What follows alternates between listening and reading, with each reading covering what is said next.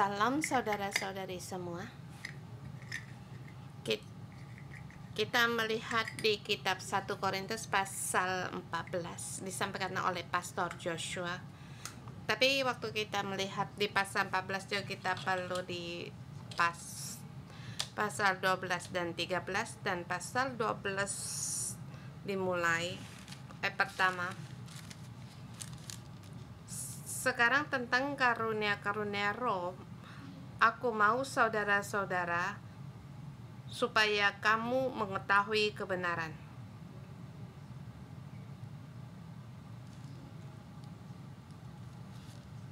Di sini tentang karunia-karunia roh, yaitu hal-hal rohani. Orang Korintus, mereka sangat mengejar hal rohani. Mereka mengejar sampai pada semua orang harus berbahasa roh. Semua harus berbahasa roh. Mereka merasa ini adalah bahasa malaikat.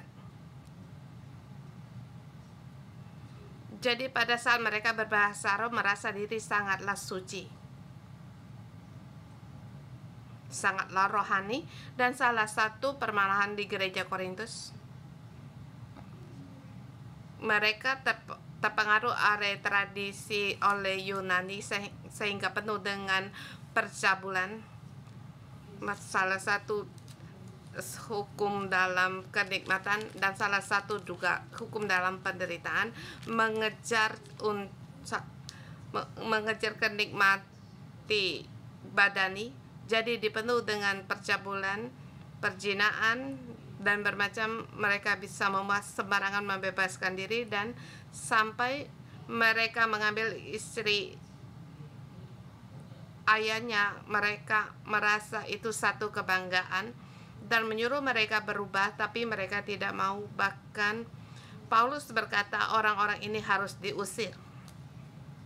Dan salah satu pihak macam orang percaya akan hukum penderitaan,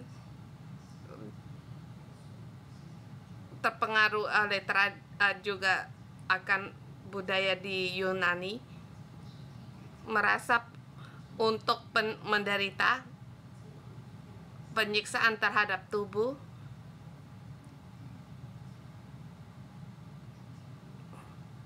Jadi mereka sampai di sini berbaur dengan akan karunia-karunia. Mereka mengejar sampai sendiri seperti rohani, sampai seperti malaikat, dengan tanda yaitu berbahasa roh.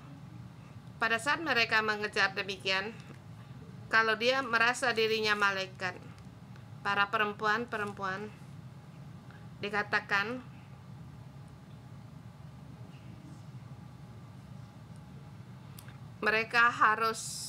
mereka mempunyai tanda di dahinya untuk taat kepada malaikat. Ada sebagian dari perempuan merasa dirinya sudah menjadi malaikat. Sampai pada langkah itu, mereka bisa di tempat ibadah untuk mengajar atau berbicara, angkat pembicaraan, bahkan di rumah. Dan di sini sampai dua pada tahap pertama.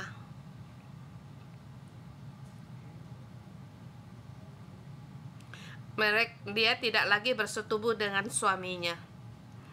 Ini terpengaruh oleh akan hukum penderitaan, merasa sangat rohani. Yesus sudah mau datang, jadi harus mengendalikan diri. Dan salah satu pihak lagi, karena hukum dalam kenikmatan itu terpengaruh, merasa diri sebagai malaikat.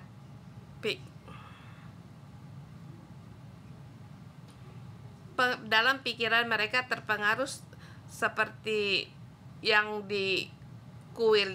Di Korintus ada kuil-kuil dan kuil pelacuran. Dan tempat pelacuran itu didandan dengan indah.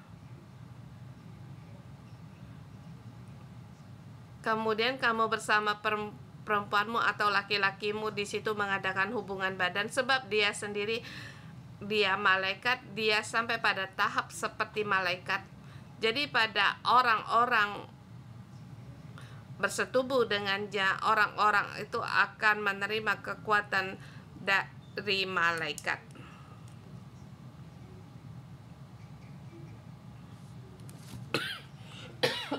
Maaf. Jadi mereka sangatlah bobrok, dan budaya ini menyusup di gereja. Dan hari ini dalam latar belakang demikian kita melihat demikian gereja Korintus.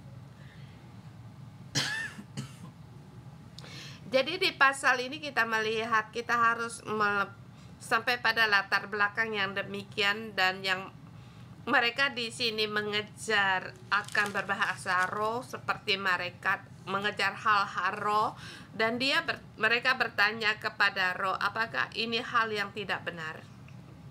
Allah adalah roh, kami mengejarnya, apakah itu tidak benar? Mengapa harus melarang kami? Mengapa mengatakan kami tidak benar? Paulus dari pasal 12 sampai 13 mengajar mereka.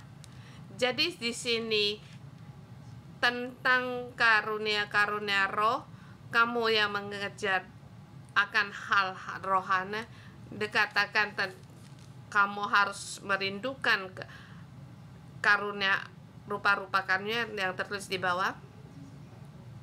Di sini cara penggunaan dalam satu poin kesimpulan. Harga dari kacik dan maknanya ini tidak menunjukkan kamu orang yang sangat rohani, bukan menyatakan kamu sangatlah saleh atau orang suci. Ini sangat kunci. Kamu mempunyai karunia nubuat, kamu bisa berbahasa roh. Ini tidak menunjuk berarti kamu orang yang sangat rohani.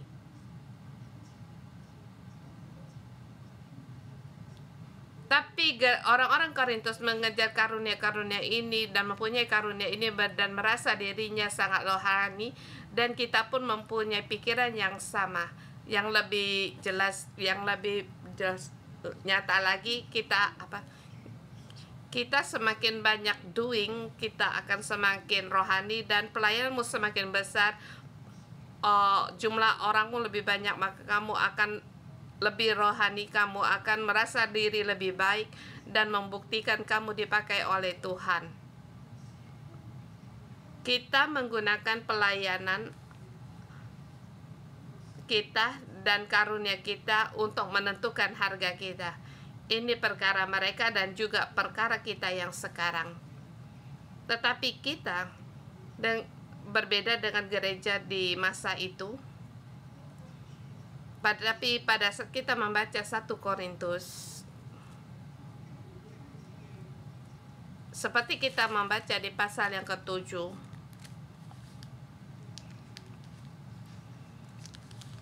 perkara kita apa itu? Kita ingin menikah. Laki-laki perempuan juga ingin menikah. Merasa orang yang menikah yang terbaik. Tetapi jemaat dari Korintus, perkara mereka, kami tidak mau menikah. Kami mau bebas. Kami tidak menikah, baru punya kebebasan bahkan menentukan pernikahan. Yang menikah tidak mau, walaupun telah ditentukan menikah, mereka berkeputusan untuk tidak mau menikah. Jadi Paulus mengungkapkan mereka ingin bebas tapi tidak mau menikah. Ini perkara mereka.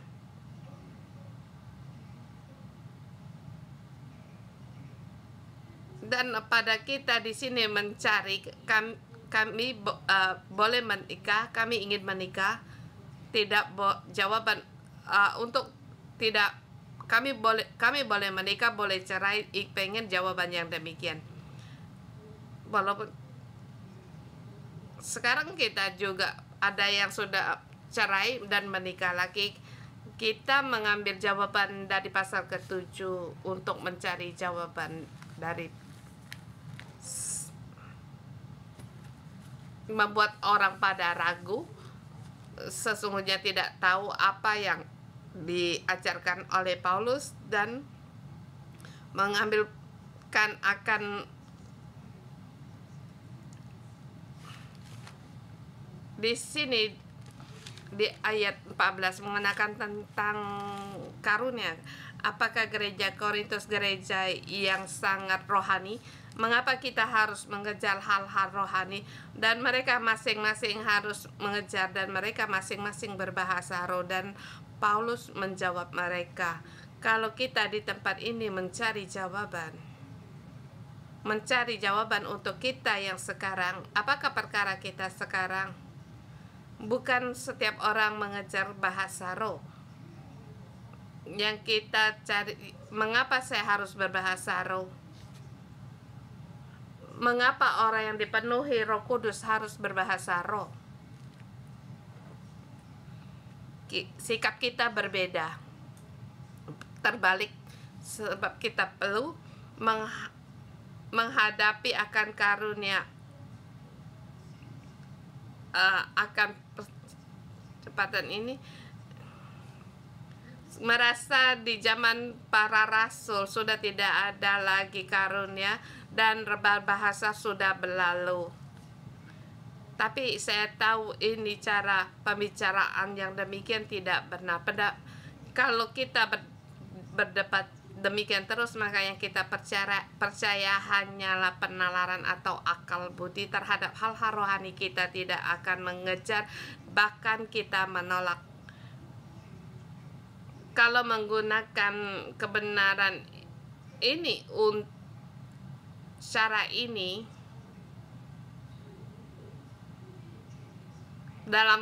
dengan sikap penolakan untuk membaca pasal ini, kita merasa Paulus juga setuju, maka kita akan mendapat jawaban yang salah. Baik Paulus, baik gereja Rasul Paulus atau gereja Korintus tidak menolak akan berbahasa roh. Mereka berbahasa roh. Tapi kalau dari mereka berbahasa roh mencari orang yang tidak tempat yang tidak berbahasa roh, itu sangat sulit. Dan mengapa? Apa itu hal rohani? Karunia bagaimana kita mengejarnya dan apa gunanya? Dalam gereja bagaimana cara menggunakannya, atau berkata jangan berbahasa roh, atau merasa kamu mempunyai karunia maka merasa diri sangat kuat, rohanimu sangat kuat, dan juga bukan dengan karunia mengungkapkan diri sebagaimana pentingnya, punya identitas, punya jabatan. Bukan demikian. Dan Paulus terhadap gereja Korintus, jawabannya di dalam 3 pasal ini mengenai tentang karunia, dan kita menggunakan 3 pasal karunia ini melihat kebenaran apa itu karunia dan bagaimana cara penggunaannya, bagaimana cara kita mengejarnya. Ya, kita harus mengejar karunia, tetapi bukan juga mengajar akan bahasa roh. Di pasal 12 dikatakan kita dalam satu tubuh, bermacam-macam karunia. Jadi Kristus dalam satu tubuh seperti anggota tubuh kita. Kita mempunyai anggota-anggota tubuh dan cara dan kegunaannya berbeda. Masing-masing punya kegunaan, tetapi tubuh hanya satu.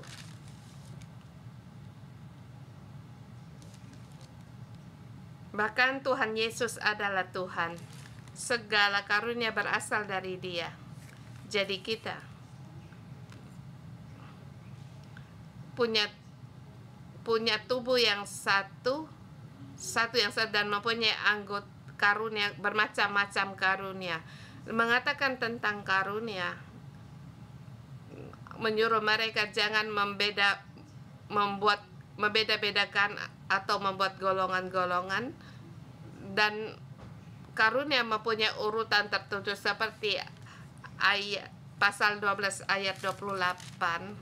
Di situ dikatakan di gereja yang didirikan ala karunia ada yang pertama apa, kedua yang apa, dan yang terpenting di situ tidak menegaskan mana yang terkuat. Dan dikatakan selanjutnya bukan semuanya sama. Ada orang punya karunia kerasulan, kenabi, bukan semuanya sebagai rasul, bukan semuanya sebagai nabi. Bukan semua orang berbahasa roh. Yang paling utama dikatakan karunia yang terpenting yaitu kasih di pasal 13. Jadi di sini kasih jangan dibandingkan dengan dan di sini membandingkan dengan karunia. Karunia lebih dari segala karunia, kasih lebih kuat, lebih utama, bahkan tidak berkesudahan. Seperti semalam dalam doa, menara doa, saya berbagi, nubuat akan berakhir dan kasih itu yang terpenting. Kalau kamu punya kasih tapi tidak punya kasih, maka kamu seperti gong yang berkumandang. Tapi ini bukan berarti karunia tidak ada gunanya, tetapi karunia digunakan di dalam kasih. Dan di sini mengatakan satu hal, ya, jadi karunia cara penggunaan harus dalam kasih, baru berharga dan bermakna. Kalau kita mengejar karunia, sesungguhnya kita harus lebih lagi mengejar kasih. Amin.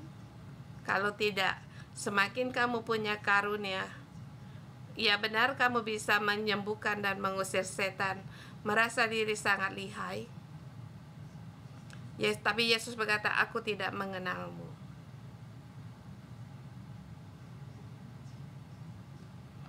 Bukan kamu punya karunia, kamu sangatlah rohani. Karunia punya tujuan untuk menyatakan kasih dan dipakaikan dalam kasih, dan cara, dan di sini cara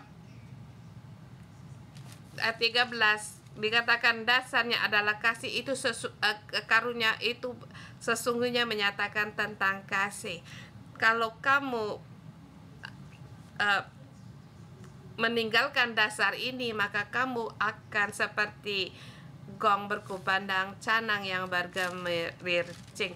Dan bagaimana cara kita untuk menggunakan akan karunia ini? Ya, dikatakan kamu harus kejarlah kasih dan memperoleh karunia-karunia roh. Kamu harus mengejar untuk memperoleh karunia-karunia roh, baik itu karunia atau bernubuat. Kita harus mengejar. Terlebih lagi kita dalam heart roh kita terus untuk maju. Dan yang lebih lagi yang kita rindukan yaitu karunia nubuat. Kita harus kita harus mengejar hal rohani, tetapi dalam karunia ini yang lebih lagi yang harus kita kejar yaitu karunia untuk bernubuat. Ayat 1 sampai dengan 19.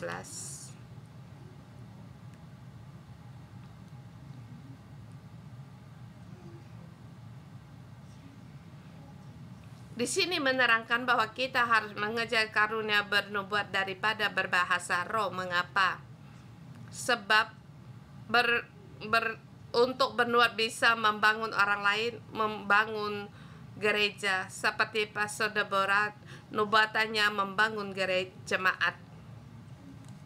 Kita harus mengejar untuk bernubuat, tapi bukan untuk tidak mengejar berbahasa roh. Terlebih lagi kita harus yang terutama mengejar akan karunia untuk bernubuat. Ayat kedua, siapa yang berkata-kata dengan bahasa roh, ia tidak berkata-kata kepada manusia tetapi kepada Allah. Jadi karena terbatas waktu 40 ayat, saya tidak satu persatu ayat saya bahas, tapi poinnya yaitu waktu kita berbahasa roh, kita itu berbicara kepada Allah, berkata-kata kepada Allah di dalam roh, mengucapkan hal-hal yang rahasia.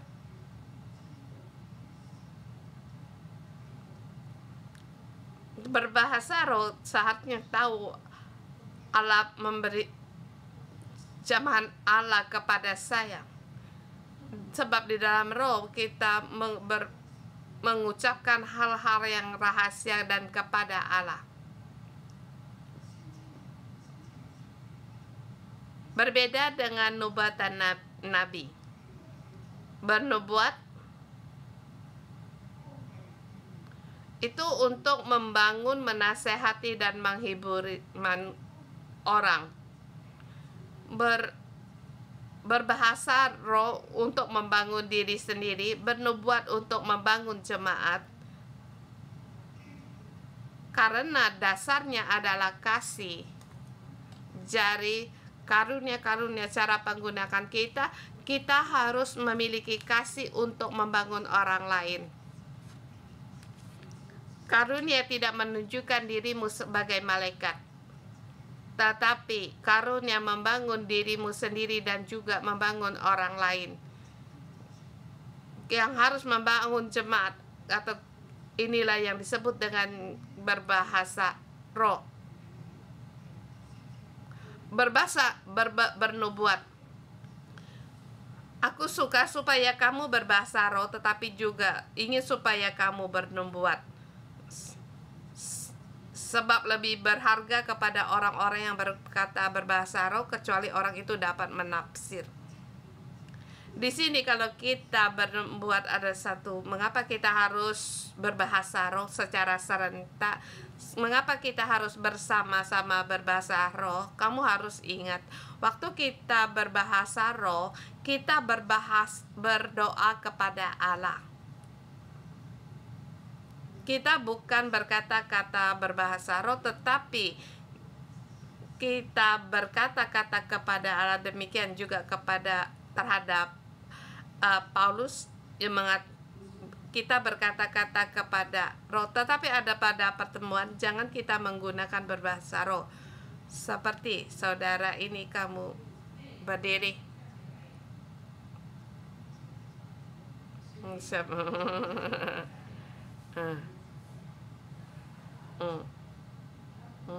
Iya deh.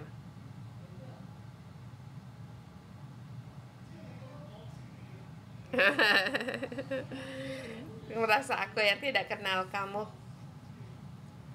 Ini ada orang baru yang ke gereja, yang ada orang yang belum percaya ke gereja. Kamu berdiri. Kepala papa bagat sela papagala. Kemudian masing-masing menunjuki dia bersama berbahasa Arab. Paulus melarang demikian. Kalau harus berbahasa Arab, kamu terus berdiri. Debbie, saya berbahasa roh.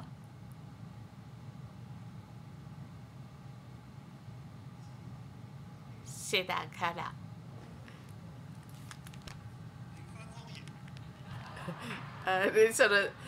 Suruh dia menerjemahkannya. Dalam nama Tuhan Yesus memberkatimu. Kamu anak yang diberkati. Halia kata Galia. Jangan takut.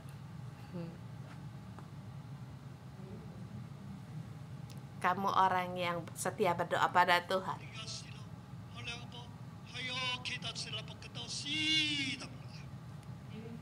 Kamu harus bangkit membawa para perempuan-perempuan untuk ke gunung Tuhan. Gala bagai kau. Bangkit, bersinar, berdoa untuk keluargamu. Amin.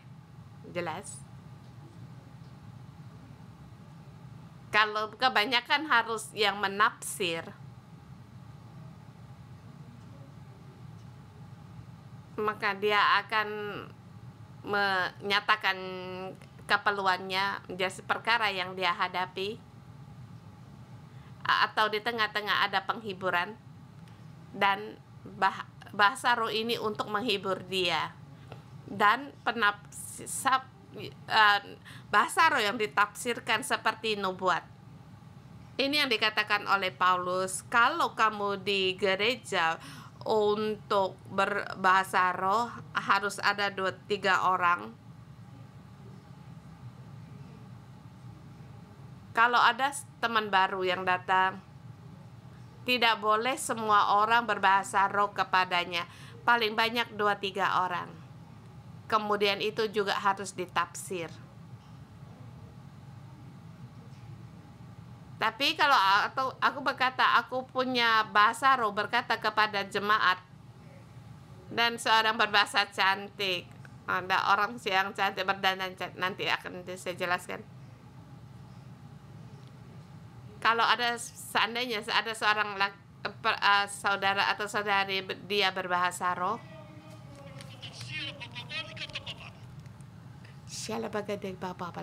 apa yang dia katakan? Tidak boleh demikian. Kalau kamu demikian terhadap jemaat, kamu harus menafsirkannya. Itu yang dimaksud, yang dikatakan oleh Rasul Paulus. Bukan di pertemuan jemaat berbahasa roh. Dan ini mengatakan tentang peraturannya. Harap kalian paham. Sesungguhnya sudah sampai di ayat 19. Ayat 12 kamu lihat. Demikian pula dengan kamu memang berusaha untuk memperoleh karunia-karunia roh, tetapi lebih daripada itu hendaklah kamu berusaha menggunakan untuk membangun jemaat. Ini berbeda dengan karunia-karunia yang di depan. Ini satu kata nama yang kata jamak macam. Jadi kamu harus merindukan karunia-karunia roh, yaitu harus berusaha memperoleh karunia-karunia roh yang melebihi, yang melampaui diri sendiri, sebab di situ ada roh. Sebab kamu berusaha, hendaklah kamu berusaha mempergunakannya untuk membangun jemaat. Jadi karunia-karunia yang kamu roh haruslah kamu berusaha gunakan untuk jemaat. Kalau kamu merasa kamu punya karunia yang kuat atau roh kerohanian sangat kuat, kamu haruslah membangun jemaat. Itulah kasih. Kamu harus berusaha untuk memperoleh karunia-karunia dengan demikian. Jadi kalau siapa berkata-kata dalam bahasa roh, haruslah dia juga menafsirkannya terhadap jemaat atau terhadap seseorang. Kamu berbicara kepada manusia, kamu harus menafsirkannya. Kalau saya berdoa dengan bahasa roh, itu roh saya yang berdoa kepada Allah. Paulus berkata, Iya, memang aku berkata dengan roh, tapi juga aku berdoa dengan bahasa kata-kata. Saya juga bernyanyi dengan bahasa roh, dengan berkata-kata. Dengan akal budiku juga aku berdoa. Pada saat aku di pertemuan jemaat, aku tidak menggunakan bahasa roh. Seperti kita yang menjadi MC, jangan kamu terus berbahasa roh, paham? Atau hendak menyampaikan sesuatu, kamu di atas mimbar haruslah dengan berkata dengan akal budimu. Jangan kala kemudian paham. Yang rohani paham, yang tidak paham kamu kurang rohani. Masing-masing berbahasa roh. Kamu punya bahasa roh. Tidak boleh demikian, ya. Ayat 17. Sebab sekalipun pengucapan syukur itu sangat baik, tetapi orang lain tidak dibangun olehnya. Aku mengucap syukur kepada Allah karena aku berkata-kata dalam bahasa roh lebih daripada kamu semua. Tetapi dalam pertemuan jemaat, aku lebih suka mengucapkan 5 kata yang dimengerti mengajar orang lain daripada beribu-ribu kata dengan bahasa roh. Ayat 20 sampai 25. Poin yang kedua, di mana cara penggunaan dalam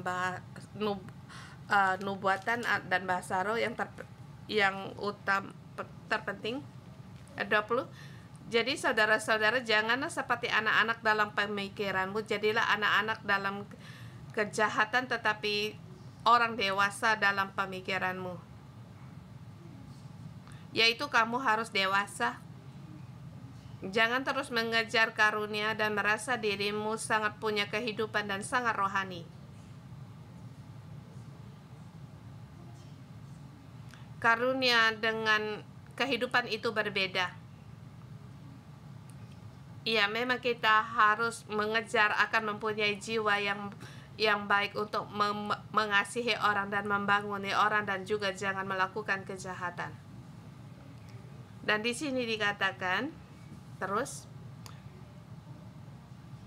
di dalam 1 Korintus, kata-kata ini banyak sekali menimbulkan perdebatan. Ayat 20 sampai 25 bermacam penjelasan, satu kesulitan, tapi bagi saya dia bukan suatu kesulitan. Yang terpenting ayat yang 21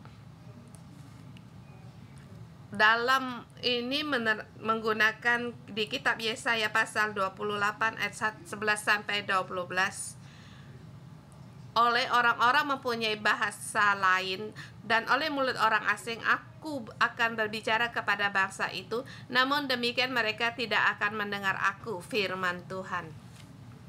Lewat Nabi Yesaya dikatakan, aku menggunakan Asyur untuk berbicara kepadamu, tetapi kamu tidak mau mendengar. Menggunakan orang bangsa asing berbicara kepada bangsa umat Allah, tetapi mereka tidak akan mendengar. Sampai Asyur sampai di Samaria itu sudah satu penghukuman, walaupun dalam penghukuman mereka pun tidak mau mendengar. Demikian digunakan dalam perjanjian lama, dan di sini mengatakan apa? Karena itu karunia bahasa roh adalah tanda bukan untuk orang yang beriman, tetapi orang yang tidak beriman. Sedangkan karunia untuk bernubuat adalah tanda bukan untuk orang yang tidak beriman, tetapi untuk orang yang beriman. Ini sulit untuk dipahami. Mengapa berbahasa roh mengapa berbahasa roh untuk orang yang tidak beriman? Dalam pemahaman saya demikian. Berbahasa roh bukan sebagai tanda bagi orang yang beriman, sebab bagi jemaat Korintus, mereka telah berbahasa roh. Tetapi sebaliknya, kamu berbahasa roh bukan tanda kamu seorang yang rohani, bukan demikian penggunaannya. Tetapi berbahasa roh itu digunakan bagi orang yang tidak untuk orang yang tidak beriman. Di sini ditanda mengatakan sebagai tanda untuk orang-orang yang tidak beriman. Jadi jadi kamu harus menafsir bahasa roh. Kalau bahasa roh tidak ditafsir, mereka tidak paham apa yang kamu katakan, maka mereka bahkan akan terkejut. Mereka akan takut. Seperti saya katakan tadi, bahasa roh, orang yang berbahasa roh pada saat ditafsirkan bagi orang yang untuk orang tidak beriman, maka harus ditafsir, maka dia paham, maka hatinya terjamah. Jadi berbahasa roh adalah digunakan sebagai tanda untuk orang yang tidak beriman, tetapi itu harus ditafsir. Sedangkan nubuat untuk orang-orang yang beriman. Sebab semua telah melihat Allah, ada Allah belakang disebut. Jadi seluruh jemaat berkumpul bersama-sama dan tiap-tiap orang berkata-kata dalam bahasa roh. Lalu masuklah orang luar dan orang-orang yang tidak beriman. Tidakkah akan mereka berkata bahwa kamu gila? Kalau ada orang yang belum percaya berbahasa roh, itu harus ditafsir. Atau kamu di atas mimbar berbahasa roh, itu harus ditafsir. Kalau tidak, mereka tidak paham, maka kamu akan menganggap kamu gila. Tetapi kalau kamu semua bernubuat, lalu masuk orang yang tidak beriman dan orang yang baru, ia akan diyakinkan oleh semua yang diselidiki oleh semuanya.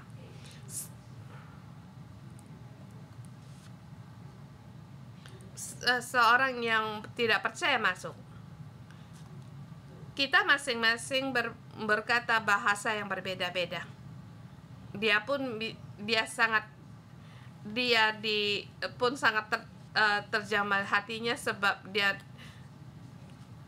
bisa dihibur atau memahami, maka dia akan di dalam hatinya akan rahasia yang terkandung dalam hasianya diungkapkan menjadi nyata, maka dia akan sujud dan mengaku sungguh Allah ada di tengah-tengah kamu. Di ayat ini saya tidak langsung banyak untuk membahas. Kita berbahasa roh harus ditafsir kalau itu berkata-kata kepada orang lain. Demikian juga nubuat ayat 20 sampai 26 dan sampai dalam pertemuan jahat masing-masing mempunyai karunia, masing-masing ingin menggunakannya bagaimana caranya. Dan di sini dikatakan beberapa peraturan ayat kita lihat itu cara menggunakan karunia-karunia 26 ayat 26. Jadi bagaimana saudara-saudara, bila kamu berkumpul, hendaklah tiap-tiap orang mempersembahkan suatu yang seorang masing-masing yang lain mengajar atau penyataan Allah atau karunia bahasa roh atau karunia untuk menafsir bahasa roh, tetapi semua harus dipergunakan untuk membangun. Semua karunia digunakan untuk membangun. Kembali seperti yang dijelaskannya di depan. Jika yang berkata-kata bahasa roh, biarlah 2 atau sebanyaknya 3 orang, seorang demi seorang, dan harus ada seorang lain untuk menafsir. Tadi kita paham. Ini harus ada orang berkata roh, tetapi harus ditafsir. Ini berbahasa roh kepada jemaat, menggunakan bahasa roh untuk melayani seseorang. Kalau tidak ada orang yang menafsir, hendaklah kamu berdiam diri. Hanya boleh berkata-kata pada dirinya sendiri dan kepada Allah. Jadi berbahasa roh berkata-kata kepada diri sendiri dan juga kepada Allah. Kalau waktu mandi saya berbahasa roh, dan waktu saya seorang diri, waktu saya juga berbahasa roh. Saya tidak menggunakan bahasa roh berkomunikasi dengan Simo, aku cinta kamu, dan juga saya mengadakan rapat terhadap majelis gereja, dan saya juga tidak berkata dengan bahasa roh, tetapi bahasa roh saya berkata kepada diri sendiri dan kepada Allah. Jadi Paulus sering-sering berbahasa roh, saya pun sering-sering berbahasa roh. Tetapi kamu belum pernah menemukan bahwa saya berbahasa roh denganmu. Kita bisa berbahasa roh, berdoa bersama. Dan tentang nabi-nabi, baiklah 2 atau 3 orang di antara berkata-kata, yang lain menanggap apa yang mereka katakan.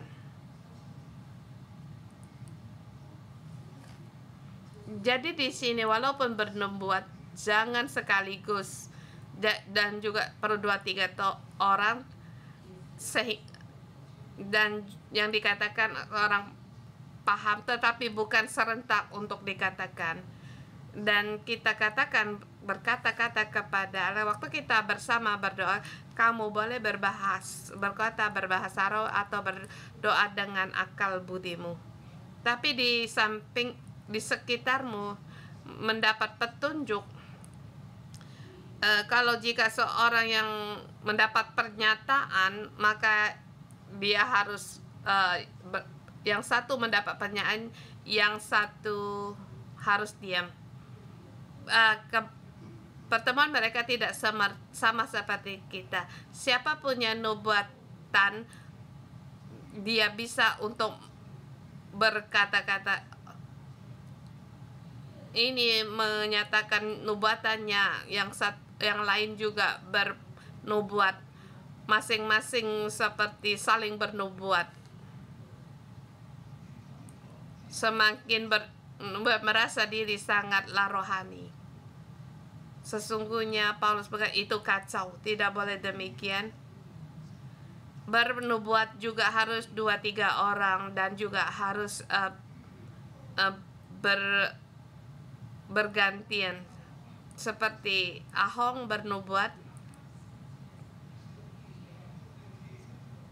dia berdiri, bangun langsung bernubuat. Tetapi Debbie juga punya, dan juga dia bernubuat, maka Ahong harus duduk.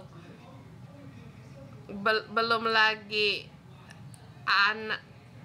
Debbie selesai, Anna juga ingin berdua, jadi Debbie harus duduk. Jadi seorang punya terimaan, jadi kamu harus diam. Ini sih yang penting, 2-3 orang, jangan terus di situ bernubuat. Bukan demikian. Jadi di sini bernubuat seorang demi seorang. Kemudian kalian karunia nabi itu takluk. Kamu bisa memilih untuk tidak berkata-kata, tetapi menurut penerimaanmu sendiri. Dan di sini keadaan di masa itu, dan Paulus menentukan peraturan-peraturan, jangan di sini menimbulkan kekacauan. Dan di sini kita paham, kita melihat ayat 34 sampai 36. Ini poinnya keempat. Di sini para perempuan-perempuan, janganlah seperti pelacur, seperti di tempat pelacuran, untuk di situ untuk mengajar. sama seperti dikatakan sama seperti dalam semua jemaat orang-orang kudus, perempuan-perempuan harus berdiam diri dalam pertemuan-pertemuan jemaat. Jangan seperti di dalam kuil. Jangan para perempuan seperti di dalam kuil.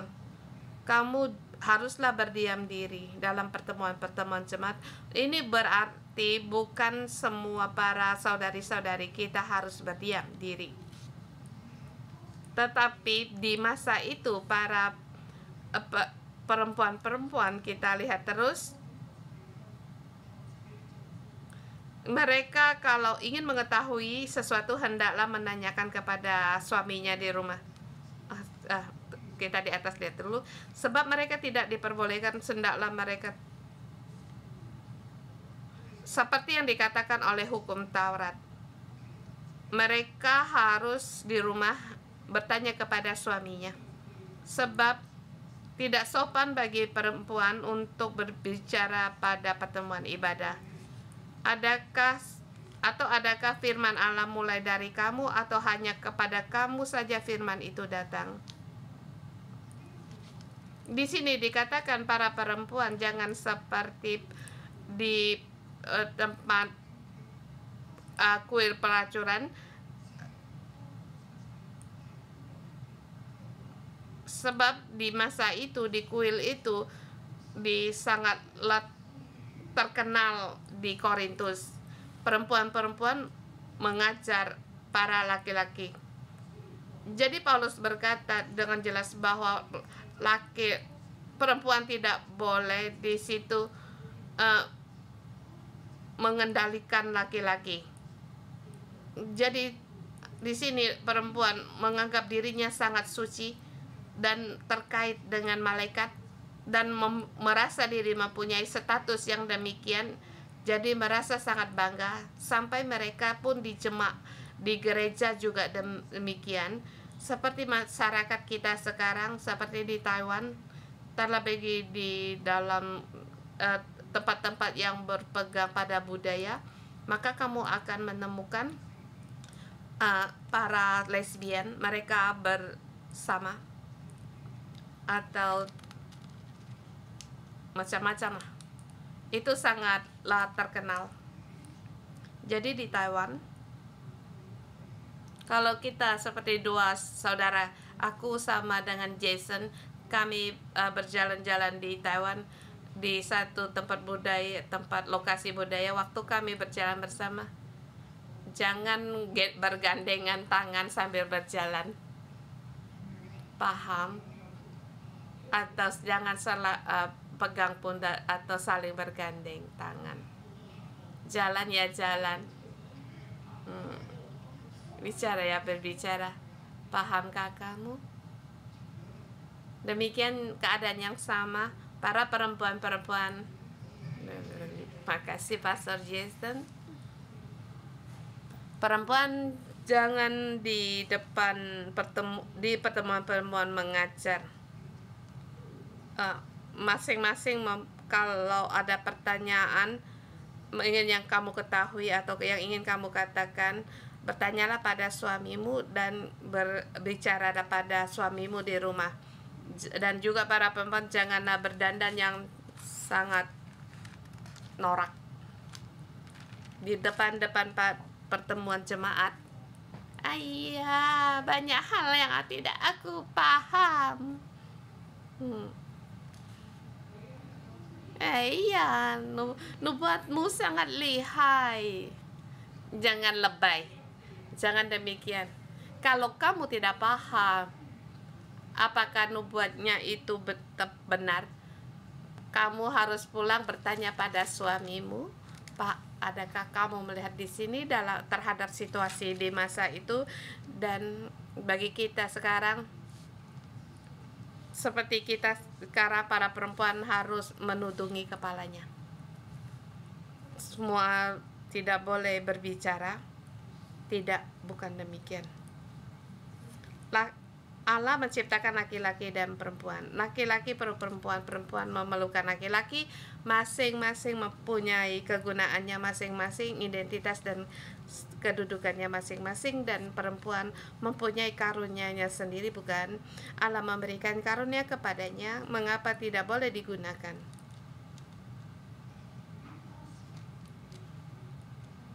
Tetapi perempuan-perempuan di zaman itu di Korintus ada keadaan yang demikian. Jadi Paulus berkata, lebih baik kamu berdiam diri terhadap situasi di masa itu. Mohon Tuhan untuk menolong kita. Dan di akhir Paulus berkata, kesimpulan ayat 37 itu kesimpulan. Kalau orang tidak mau mendengar, biarkan saja. Kalau dia tidak tahu, biarkan saja. Ini adalah perintah Tuhan. Jika ia tidak mengindahkannya, dibiarkan saja. Jadi saudara semua, usahakan dirimu untuk memperoleh karunia dan jangan melarang orang berkata dalam bahasa roh, tetapi segala sesuatu harus berlangsung dengan sopan dan teratur. Yang kita pelajari apakah itu? Yaitu kita harus berusaha memperoleh karunia-karunia rohani yang terutama, yaitu kasih. Dalam kasih dan dalam peraturan, dengan kita menggunakan karunia-karunia ini tanda bagi orang yang percaya dan orang yang tidak, orang yang beriman dan orang tidak beriman, sebagai tanda bahwa Allah ada di tengah-tengah kita. Bukan berkata segala hal aku tidak mau, aku hanya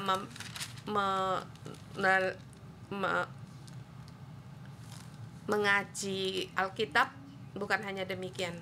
Kita mempunyai karunia kita pun harus berhati-hati. Jangan mengira bahwa kamu punya karunia-karunia dirimu sangat rohani. Apa itu rohani?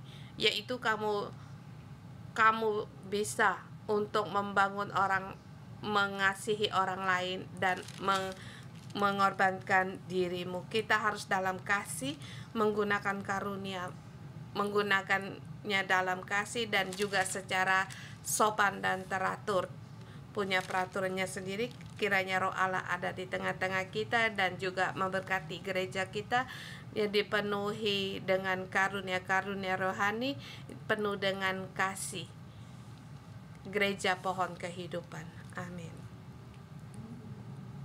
Kita bersama, Bang. Kita memuji Tuhan Allah kita. Tuhan hari ini berfirman pada kami di dalam bait-Mu, kami mendengar suara-Mu, kami bisa menggunakan karunia-karunia-Mu dan mendekat kepada Engkau. Yesus, kami berterima kasih dan memuji Engkau.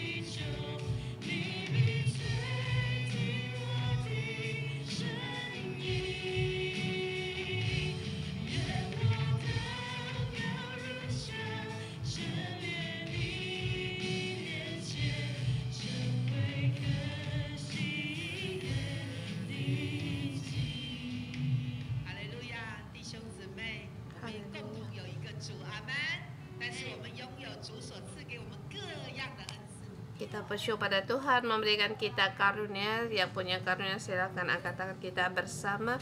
Karunia kita bersyukur kepada Tuhan. Kita terima kasih pada Tuhan, kita bersama bersyukur. Syukur Tuhan, aku bersyukur Tuhan, Engkau memberikan karunia pada kami untuk membangun kami. Terima kasih Tuhan.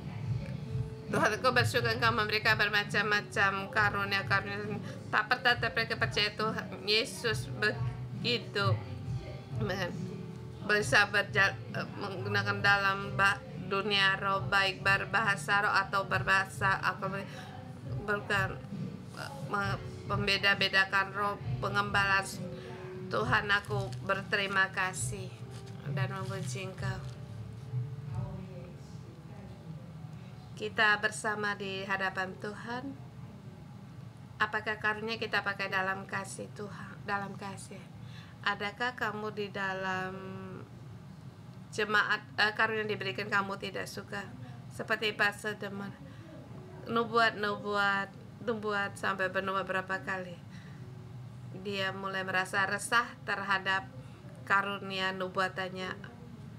Atau ada orang yang merasa aku tidak punya karunia, saya lebih kurang baik, jadi Tuhan tidak memberi karunia.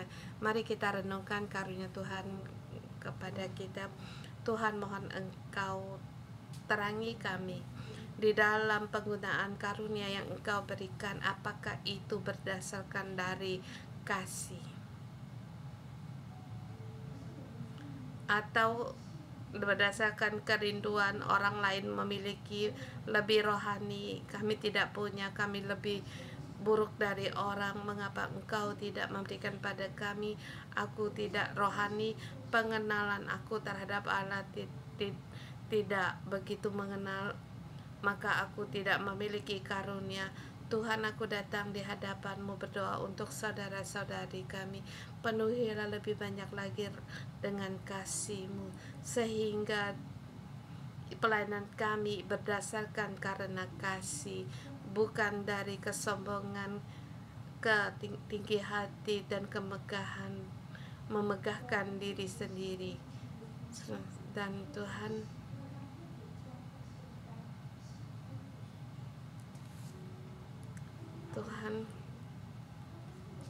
dulu saya merasa saya tidak ingin setiap amplop persembahan itu kosong. Itu saya merasa dulunya itu satu hal yang rohani, tetapi ini adalah kesombongan. Tuhan, ampunilah kami. Sebab kalau saudara semua tahu kamu punya hal-hal yang demikian, berdoa pada Tuhan dan mohon pengampunan pada Tuhan. Ampunilah Tuhan. Tuhan, aku ingin menggunakan karuniaku yang karena oleh demi kasih.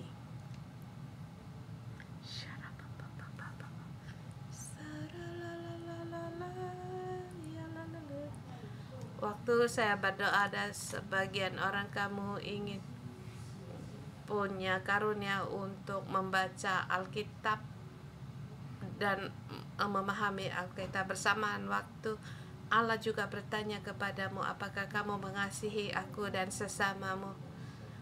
Kamu melihat orang yang tidak tahu akan firman Allah. Kalau rohnya terbuka, akan lebih banyak lagi orang mengenal akan firman-firman Allah. Dalam rohmu kamu lihat sumber kolam dari kasih. Apakah airnya penuh dengan air kasih atau kering?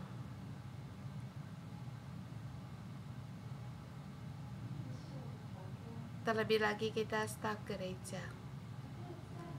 Banyak orang memuji kita, kamu sangat lihai, karuniamu sangat lihai, karuniamu sangat lihai.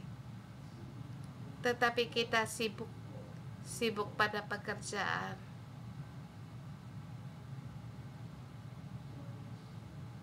Tuhan, ampunilah kami. Air kasih kami telah kering. Kami perlu akan Engkau. Tuhan, kami perlu akan Engkau. Tuhan, mohon kasih-Mu memenuhi kami. Engkau datang di dunia, bagaimana Engkau mengasihi manusia dan melakukan segala kebaikan. Engkau mengasihi, kamu menyembuhkan sakit, menyelesaikan semua karena kasih. Tuhan, mohon kasih-Mu juga ada pada kami. Kami perlu akan Engkau, perlu akan ada Engkau. Haleluya. Lebih dalam lagi Tuhan, dan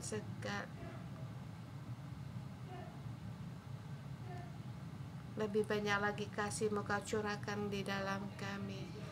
Saudara-saudari serta semua gereja, orang-orang Lewi, mereka harus dipenuhi dengan Roh-Mu.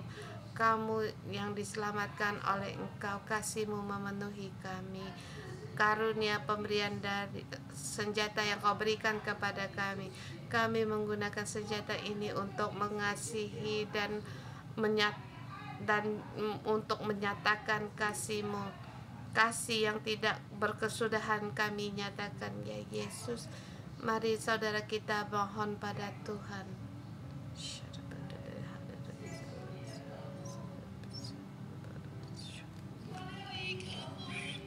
Ya Tuhan, yang satu rindu kami gereja, Tuhan, kami dan rindu akan kasih-Mu sebab Engkau adalah kasih.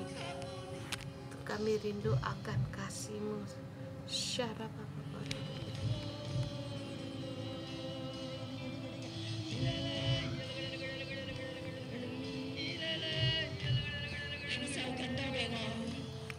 Terima lebih banyak dari kasihan-Mu, penuhi lagi.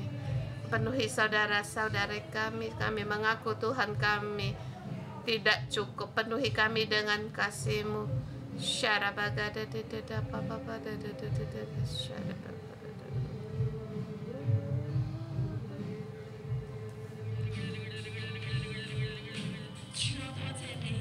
Terima kasih Tuhan. Terima kasih Tuhan, pada saat kami berpegang kepada Engkau, kasih memenuhi kami. Di dalam ayat dikatakan, kejarlah kasih dan usahakanlah dirimu memperoleh karunia Roh. Ya juga terima kasih Roh, terutama karunia untuk bernubuat. Saudara semua, kalau kamu belum punya bahasa Roh, mengundang kalian untuk datang ke depan untuk menerima bahasa Roh. Dalam ayat dikatakan kita harus merindukan karunia nubuat. Kalau kamu ingin mempunyai karunia nubuat, saya mengundang sebelah kita yang di online kita, saudara, silakan letakkan tanganmu di atas hatimu. Hari ini Tuhan bersedia memberikan karunia-Nya kepada kita.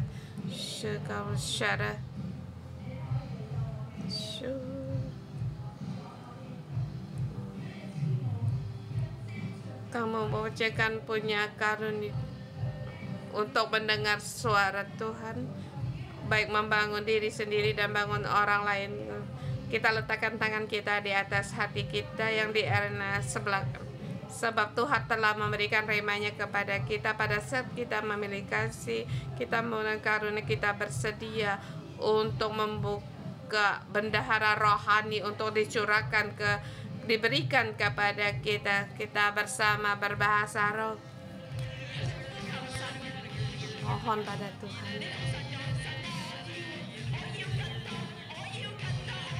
Pada Tuhan lebih banyak lagi.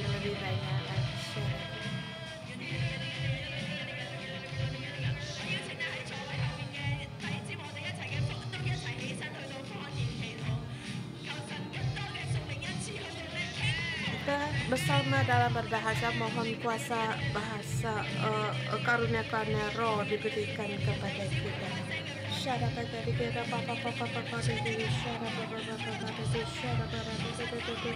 Katakan kepada Tuhan, aku rindu akan karunia Roh-Mu Tuhan. Mohon Engkau berikan karunia, mengaruniakannya kepada aku.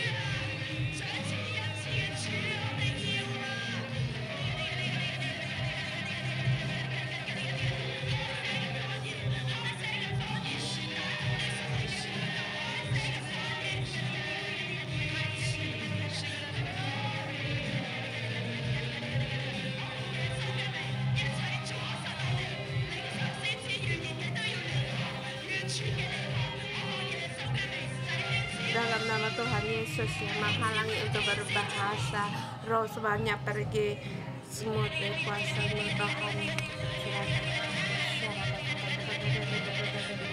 Ya, semua penghalangmu untuk mendengar suara Tuhan. Urapan lebih dalam lagi ke saudara kepada saudara-saudari kami.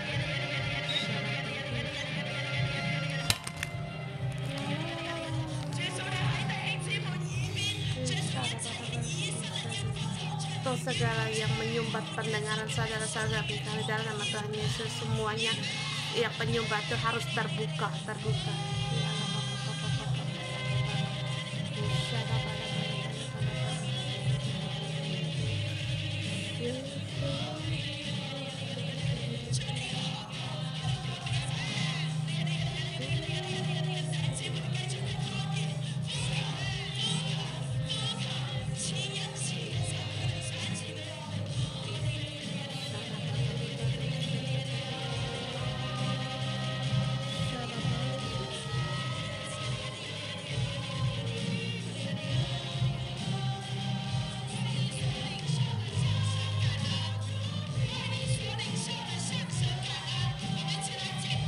Kita bersyukur pada Tuhan.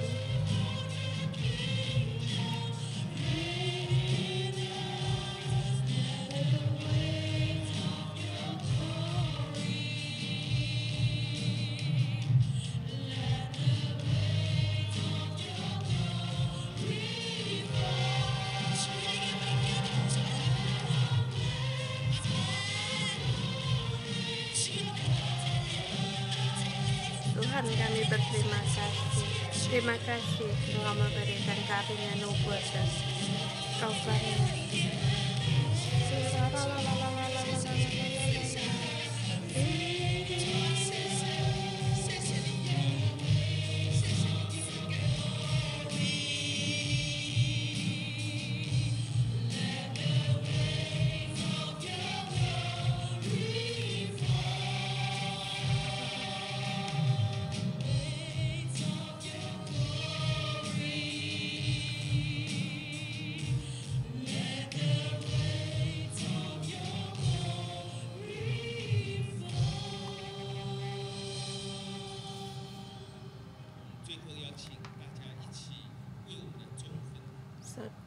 Saudara, kita bersama berdoa untuk gereja 611.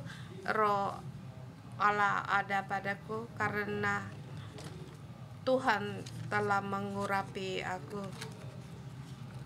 dan kita Kita berdoa juga untuk cabang-cabang gereja. Kita juga mohon agar menerima karunia rohani dan urapan dan juga agar mereka menerima karunia rohani dan urapan. Kita berdoa.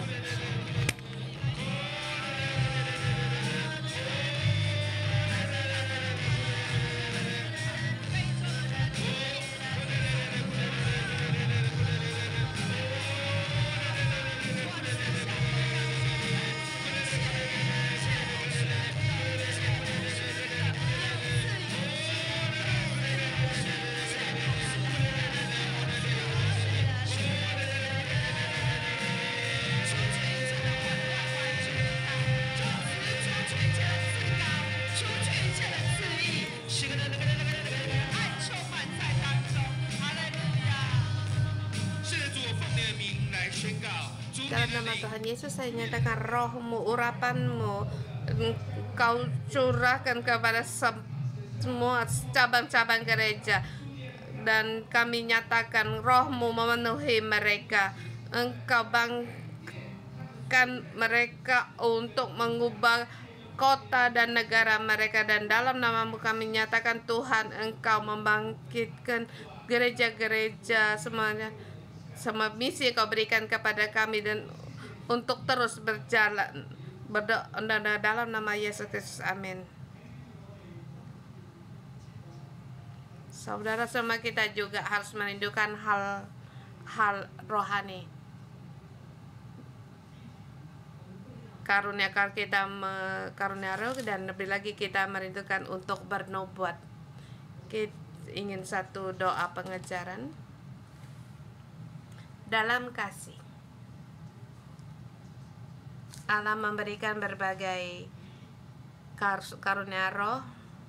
Dalam Kristus kita adalah tubuh Kristus, dan anggota-anggota tubuh memiliki kegunaannya masing-masing. Kita jangan sampai tubuhnya Kristus hanya satu tubuh, semua hanya satu anggota tubuh. Ya, seperti gereja tradisi, yaitu pengajaran hanya meninggikan ini, tidak ada yang lain. Yang Kristus berikan kepada berbagai karunia, kita mau, yang harus kita usahakan untuk menjadi tubuh Kristus. Kita adalah pohon kehidupan, tubuhnya Kristus, kepala di atas segalanya. Jadi Allah akan memberikan berbagai karunia roh kepada kita, yang semua di dalam roh digunakan.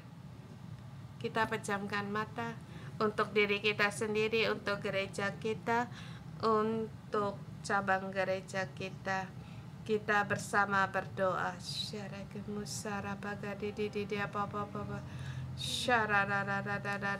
Berbagai karunia. Kamu harus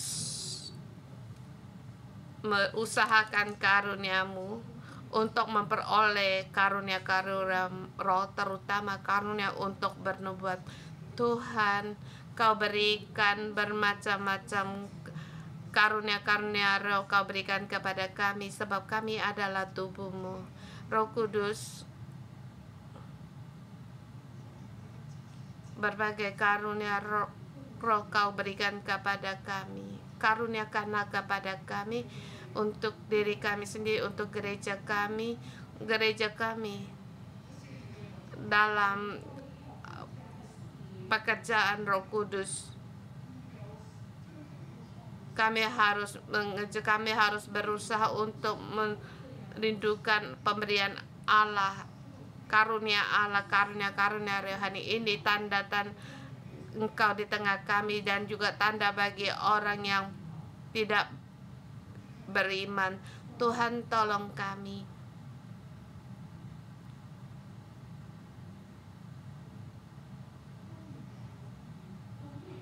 Dan akan beranggap macam-macam.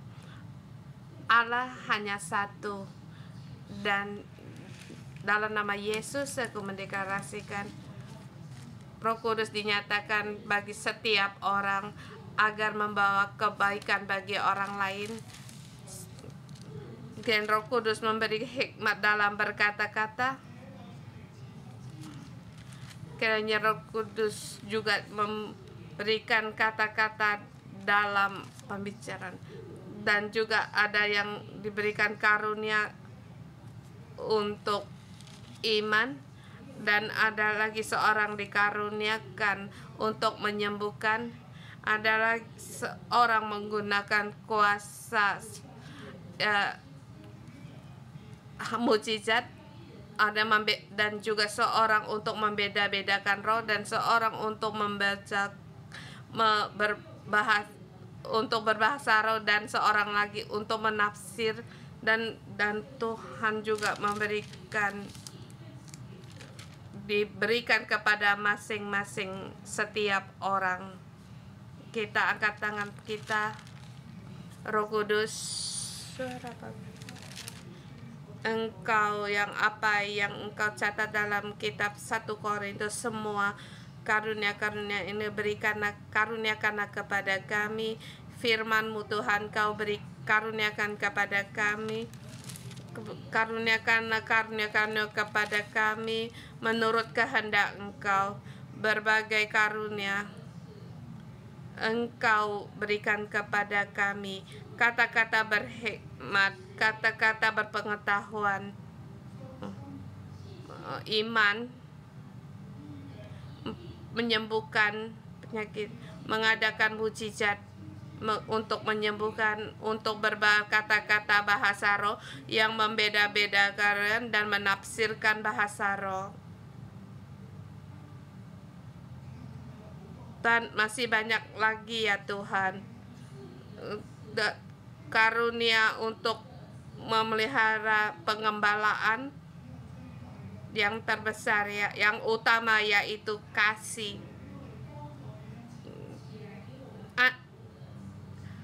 Karunia untuk membangun orang lain, rasul, nabi, mengajar, menginjil, mengadakan mujizat, menyembuhkan, melayani, memimpin, berkata-kata dalam bahasa roh.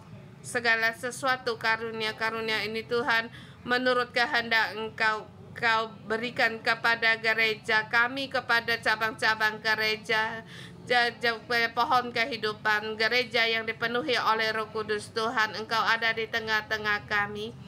Kami terima yang dari Engkau. Dengan iman kami terima. Saudara, anak, kamu menerima karunia apa dari Tuhan? Atau gereja kita dan cabang-cabang gereja mempunyai karunia yang apa? Peganglah itu. Terima.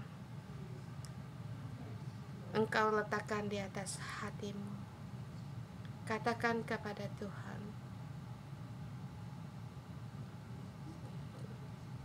kamu tanganmu terletak di tanganmu. Kamu tahu apa yang kamu terima. Dengan iman kamu berterima kasih dengan Tuhan. Tuhan, aku berterima kasih kepada Engkau. Aku terima karunia Kau berikan kepada Engkau. Dalam kasih aku gunakan karunia yang Kau berikan kepadaku, agar gereja dibangun, jemaat, membangun orang lain, membangun diri sendiri. Terima kasih Tuhan. Aku bersedia untuk mengikuti Engkau. Dalam nama Yesus deklarasikan, amin. Haleluya, puji Tuhan. Kita segala kemuliaan bagi Tuhan. Renungan sampai di sini. Tuhan Yesus memberkati. Dalam nama Yesus memberkati juga kita menjadi orang-orang yang mengikuti Tuhan, penuh dengan harapan sebagai gereja jemaat Allah, jemaat Kristus. Tuhan memberkatimu dalam nama Yesus.